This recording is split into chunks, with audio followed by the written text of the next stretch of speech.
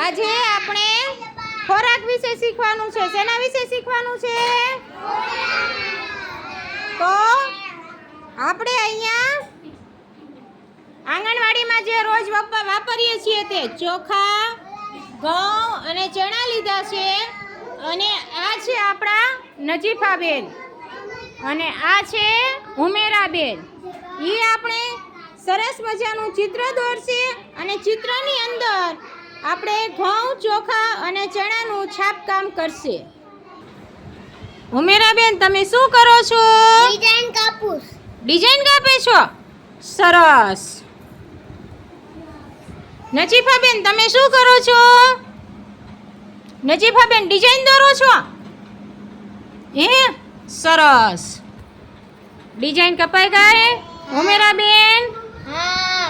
અરે વાહ, સરસ. હવે આમ આપણે ગુંદર લગાવશું ને? હા. પછી આપણે ઘઉં લગાવવા છે કે ચોખા? ઘઉં લગાવવા છે. Very good.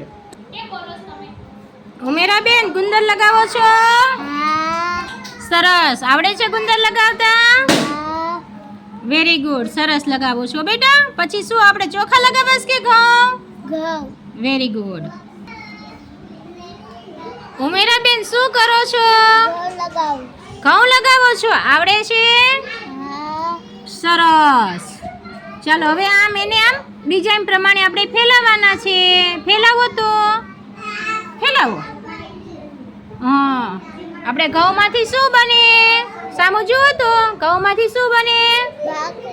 પછી રોટલી. અને આંગણવાડીમાં શું બનાવીએ? Very good. પછી સુખડી બને ને? બે વસ્તુ બને. સરસ. ચાલો લગાવો તો. હા. અરે વાહ ઉમેરાબેન, તમારી ડિઝાઇન તૈયાર થઈ ગઈ? સરસ. ડિઝાઇન કાપી? અરે વાહ, નજીફાબેને સરસ મજાની ડિઝાઇન કાપી છે. એમાં આપણે શું લગાવવાનું છે? શું લગાવશું? શું લગાવશું? ચોખા. Very good. તમે ચોખામાંથી બનાવવાના છો આજે? સરસ. ચોખામાંથી મમ્મી ઘરે શું બનાવે છે? દાળ ભાત. પછી ખીચડી. સરસ. પછી આંગણવાડીમાં મિસ શું બનાવે છે?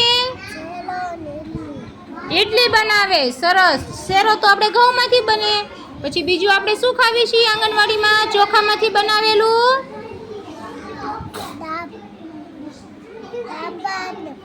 પુલાવ. સરસ. ચાલો હવે સૌથી પહેલા તમે ગુંદર લગાવશો ને? તો ચાલો આમાં ગુંદર લગાવો તો. અરે વાહ, સરસ સરસ. Very good.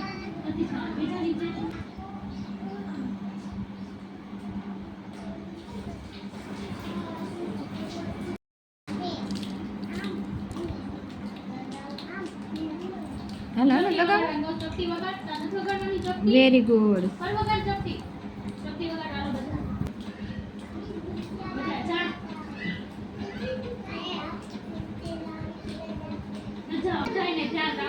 નજીફાબેન, આપણે ચિત્ર બની ગયું. કેવું? વચ્ચે તમે શું લગાવ્યું છે? ઘઉં અને ચોખા લગાવ્યા છે. સરસ. ચાલો નજીફાબેને અને ઉમેરાબેને સરસ મજાનું ચિત્રકામ કર્યું. એની અંદર એમને ઘઉં અને ચોખા પૂર્યા છે. તો ચાલો એ બંનેને આપણે જોરદાર તાળીઓથી વધાવીએ. સરસ. Very good.